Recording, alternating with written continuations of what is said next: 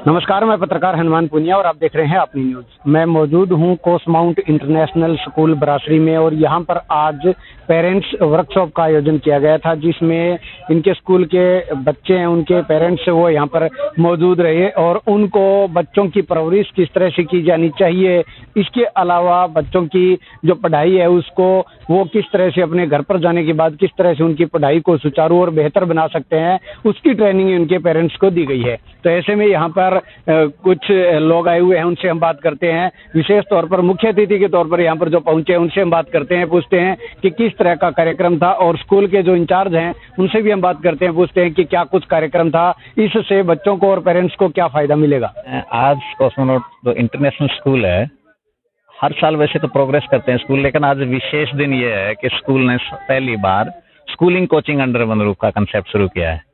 तो एक अभिभावक सभा थी जिसमें अभिभावकों को ये बात की गई बच्चे की परवरिश में किन किन बातों का ध्यान रखा जाए और ये बच्चे को पद प्रतिष्ठा और पैसा सुविधाएं नेक इंसानियत कैसे दी जाएगी, उस पर डीप गहन चर्चा हुई है। उस चर्चा में लोगों ने या अभिभावकों ने खूब दिल से भाग लिया। दूसरा कार्यक्रम था कि हमने इस एरिया में एक टैलेंट हंट टेस्ट लिया था। जिन बच्चों ने अच्छे नंबर लिए उनको मेडल दिए, उनको प्रोत्साहन किया है कि बच्चा भी आगे जाके और अच्छा पढ़ ले।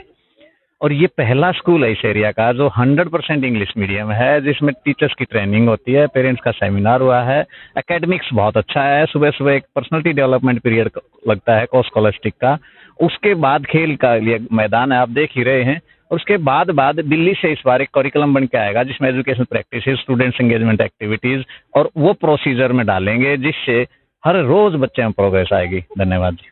बच्चों को परवरिश किस तरह से देनी चाहिए उसको लेकर यहाँ के लोगों को आपने बताया, तो और जो हमारे दर्शक है उनको किस तरह का बच्चे की परवरिश में मेन है कि आप रोल मॉडल हो, उदाहरण स्वरूप नमूना।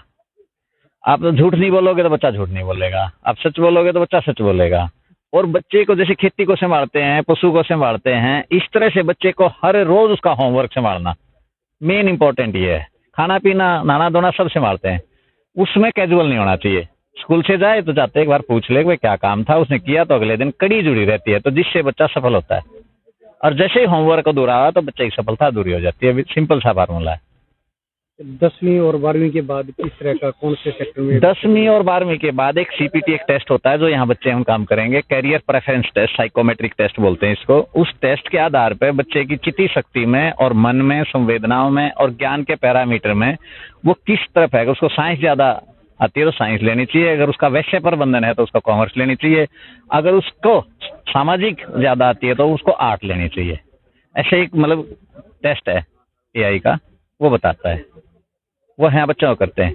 वो बच्चे की अपनी योग्यता के अनुसार ज्यादा डिपेंड करता है। जिस बच्चे को साइंस नहीं आती उसको साइंस साइड नहीं लेनी चाहिए। 2019 में हमने इस इंस्टीट्यूट को स्टेब्लिश किया था यहाँ पे, और कॉन्टिन्यूसली कॉन्स्टेंटली हम इसी पे वर्क कर रहे थे कि बच्चे का होलिस्टिक डेवलपमेंट कैसे किया जाए, उस होलिस्टिक डेवलपमेंट के क्या क्या पैरामीटर्स होने चाहिए।